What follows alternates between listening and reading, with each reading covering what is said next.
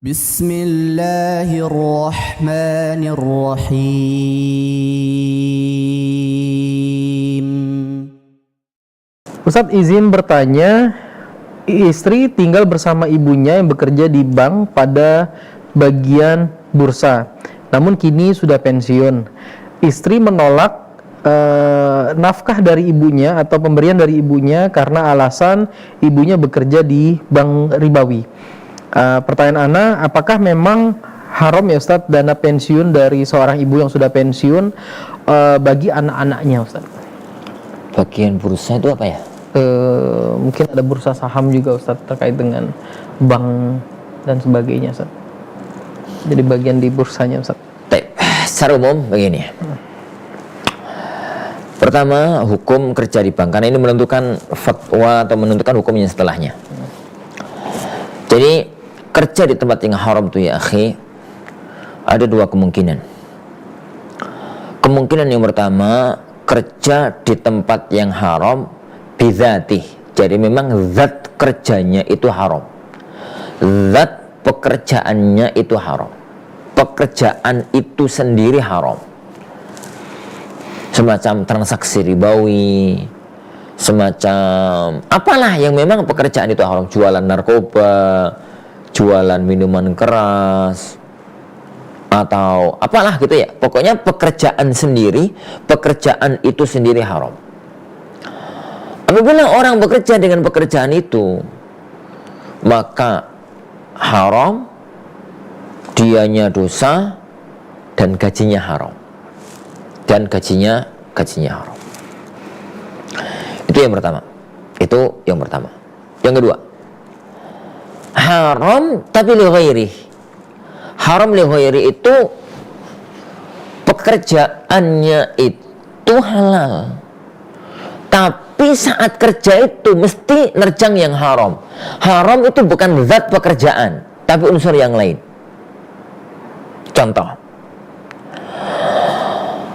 kalau ada orang bekerja sebagai cleaning service, satpam, security, cleaning service, atau yang semisalnya lah, tapi di tempat haram, misalkan di bank konvensional. Jadi di bank konvensional, tapi dia gak berurusan dengan bank, gak berurusan dengan ribanya. Pekerjaannya satpam, pekerjaannya cleaning service, tapi di tempat semacam itu, maka saya katakan zat pekerjaannya itu halal. Hanya saja karena yang dia jaga adalah transaksi haram, yang dia bersihkan adalah tempat untuk transaksi haram, dan macam-macamnya, maka dipastikan dia itu ikut dosa. Tiap hari gitu meskipun nyatpam dosa. Tiap hari meskipun cleaning service dosa. Karena ada unsur wala ta'awanu 'alal itsmi wal 'udwan. Kamu itu jangan tolong-menolong dalam dosa dan permusuhan. Tapi gajinya halal. Kenapa? Lalu pekerjaan dia cleaning service kok. Pekerjaan dia semacam itu. Lah, tinggal sekarang pekerjaan ibu mertua antum itu, yang antum katakan tadi, kalau ada titik bursa. Jadi pada titik bursa, anda masih belum itu titik bursa itu bagian mananya. Jadi pada bagian mananya. Jadi yang penting secara kaidah, antum bisa bayangkan sendiri dia itu masuk dalam bagian yang pertama sehingga gajinya haram, ataukah masuk dalam bagian kedua sehingga gajinya halal. Sekarang jika bursa itu adalah masuk bagian kedua, selesai masalah. Berarti uang ibu anti itu halal. Dulu dosa, sekarang tobat, misalkan udah pensiun, tapi kan dia dapat sudah tobat gitu ya, kemudian dia dapat pensiun, maka uang pensiunnya itu halal. Dari titik itu halal, maka dari itu maka dinasihati omong istrinya bahwasanya untuk uangnya ibu itu nggak ada masalah. Kalau memang pekerjaannya itu. Yang kedua, sekarang kalau pekerjaannya itu pekerjaan yang pertama. Kalau pekerjaan itu pekerjaan yang pertama, ya memang zat pekerjaannya haram sehingga otomatis gajinya juga haram. Maka pertanyaan saya, apakah uang ibu hanya itu tok atau ada pendapatan lain? Bisa jadi dia itu tadi pensiunan perbankan, tapi dia juga punya pendapatan yang lain. Oke. punya pendapatan yang lain, punya toko, punya kontrakan, punya sewaan, punya ini, pokoknya ada pendapatan lain dah. Kalau kemudian dia punya pendapatan lain, maka berarti hartanya campur. Ada yang dari harta haram, ada yang dari harta halal. Kalau kondisinya ini, maka nggak ada masalah. Silakan. Kalau kemudian istri itu diberi bagian dari hartanya karena ada unsur yang halal, maka kita anggap yang diberikan itu adalah harta yang halal. Yang diberikan itu adalah harta yang halal.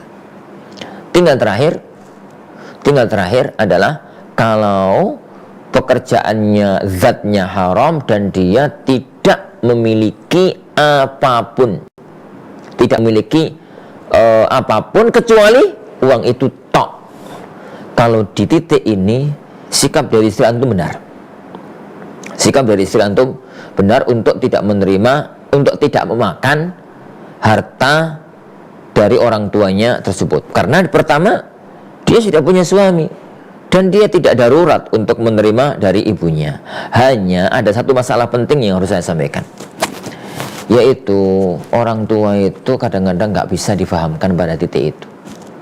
Kewajiban kita itu untuk bakti dan tidak melukai perasaan orang tuanya. Jadi nasihat anak pertama, cobalah bagaimana caranya agar ibu itu sudah tidak lagi menerima uang pensiunan itu. Sudah ada anaknya, dia bisa hidup dari ikut anaknya dan macam-macam, sehingga di masa tuanya beli bebas dari harta riba. Itu yang pertama. Dari harta gaji kerja riba, bukan harta riba ya. Dari harta gaji kerja riba. Itu yang pertama. Kalau bisa itu yang terbaik.